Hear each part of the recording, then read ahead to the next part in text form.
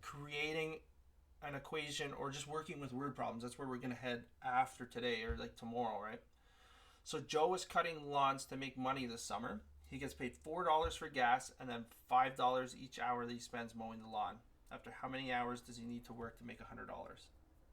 Okay, that's the end part. We'll worry about this after. Okay. First, what I would find easiest, and I think what you guys would find easiest to do too, is just to create a table of values right off the top, right? Where you have like time and money.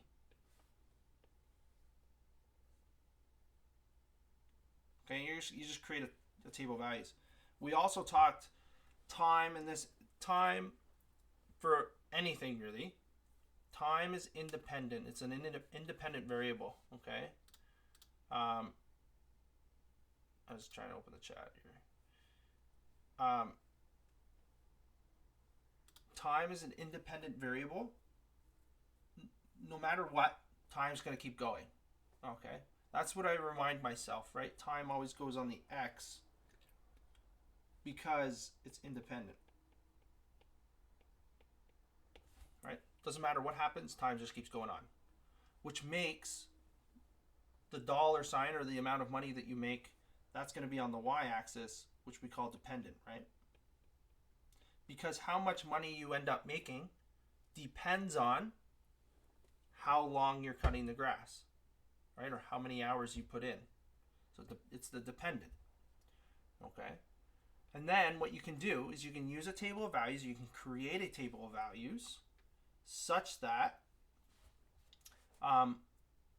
you can see hour by hour how much money you're going to make.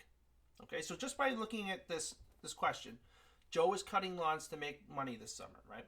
Nothing information, like, it's just setting up the scenario. So don't worry about that sentence. He gets paid $4 for gas and then $5 for every hour that he spends mowing the lawn. Okay, so let's create the scenario at time equals 0, right?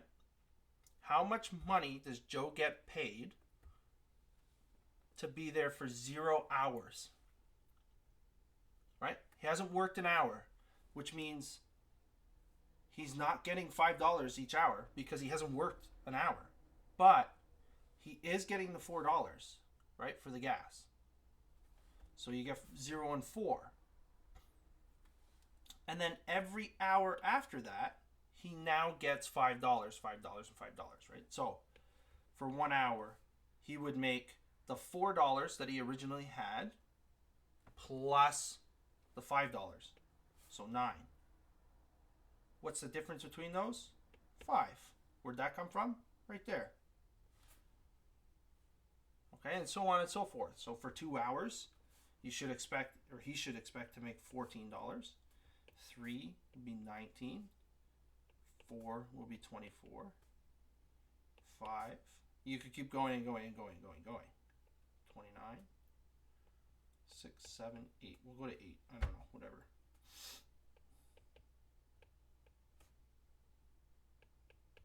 Okay? Now, I think the next easiest thing to do, actually maybe not now, because you guys see, after doing our visual patterns, there's nothing different between a visual pattern and what we just created here. This is a table of values, right? Table of values, TOV.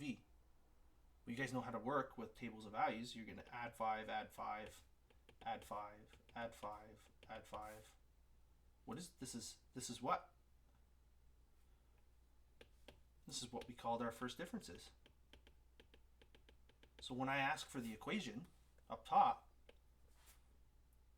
the equation was always output is equal to first differences,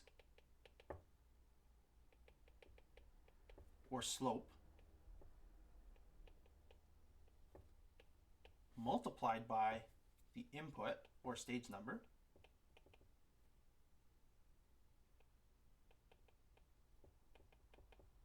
and then plus the constant. I'm running out of room. I'll move this. All right. Sometimes, whoops. I think when I was in high school, this would have been the hardest thing for me to do, right? And I suppose that's where a lot of time gets spent in like professional development for teachers, right? Is to look at something like this and figure out how am I going to get it so that this is no longer the hard part for you, right? And it might still very well be, right? Because I'm a little biased because I know what's going on now, right? But hopefully with what I can see in the connection here is with our visual patterns, like we spend a little bit of time looking at those, it's kind of, you guys can just develop. All right, well, y is the output. That's going to be y equals, the first difference is, oh, that looks like 5. And the input stage number, oh, that's x or time, right? So you could use x or t, right? T for time, right? You could even change the y to a dollar sign if you'd like. The amount of money is equal to 5t, and then plus the constant b. Well, what's the constant? Where's the constant come from? It's your starting value. 4.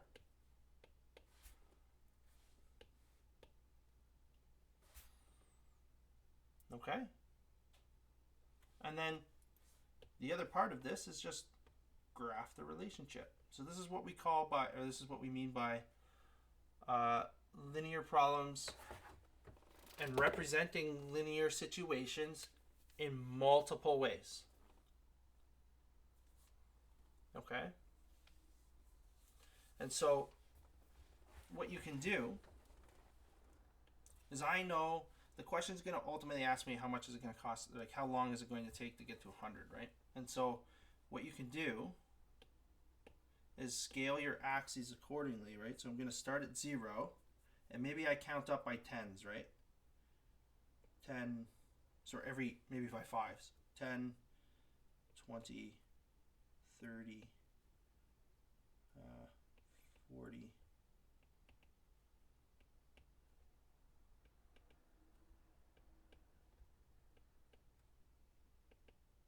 right?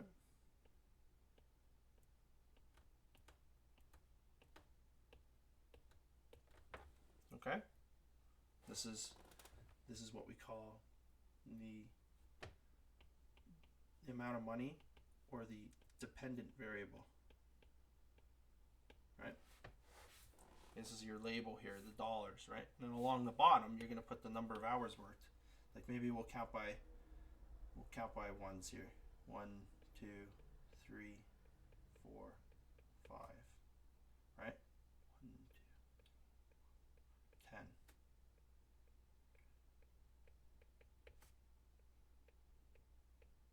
Perfect. 20 right on. All right. What do you do next? We'll plot these points. Or use your slope y-intercept method, right? That might be faster. This is a bit of in grade 10 we're going to try and take, this is okay, right? Plotting points is okay. Well, where do I start? 0 and 4. That's right there, right? 0 and 4. And then the next point is 1 and 9. And the next point is 2 and 14. Right, this is a bit, plotting each one of these is a bit laborious, whereas you guys could use this, right? You know how to use this now, as I just showed you. Here's your starting value. Here's how you move, right? M. How do you move? You go up 5, right 1. But you got to look at your axes, right?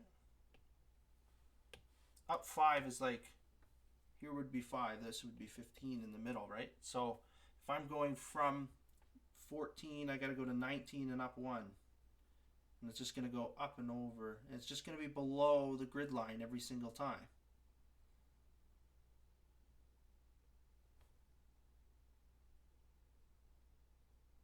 And the question is going to ask you, and we're going to do more of this later with the word problems. Question is going to ask you, how long is it going to take to make $100?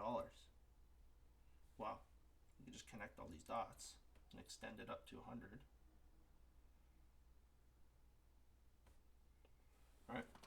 once I get to 100, I can say, okay, how long does it take to make $100? Oh, that's not even close. You look at the 100 line, you look over. Oh, I hit the line. Where's the line? Oh, we read down. Looks like maybe 19 hours it's going to take me. Okay. Along the bottom, sorry, don't forget. Along the bottom you have time in hours, and we call this the independent variable.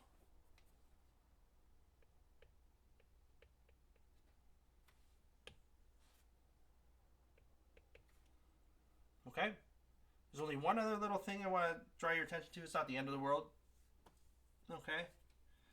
It's this notion of, and I'm kind of out of room. I don't normally do this on this sheet, but it's on the homework sheet, so I just want to talk about it. Okay? I want to talk about the difference between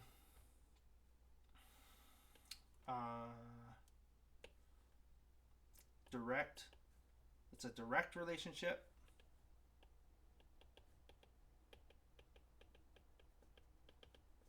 versus a partial. And I don't know how in depth you guys have seen this before, so we'll just cover it. Okay. Direct is you have a starting value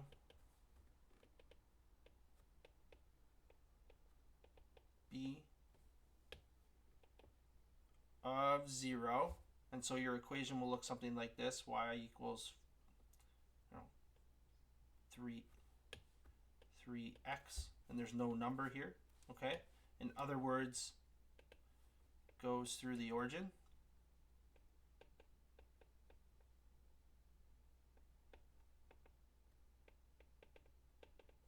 Okay. A partial has a starting value.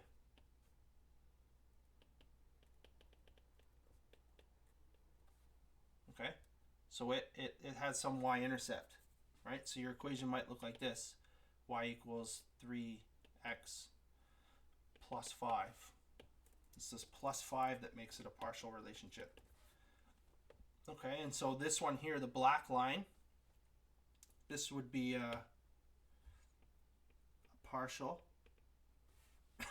Okay, and the red line, or I'll use blue, just because there's a bit of red on there. The blue line, this isn't representing anything in particular, but the blue line would be a direct.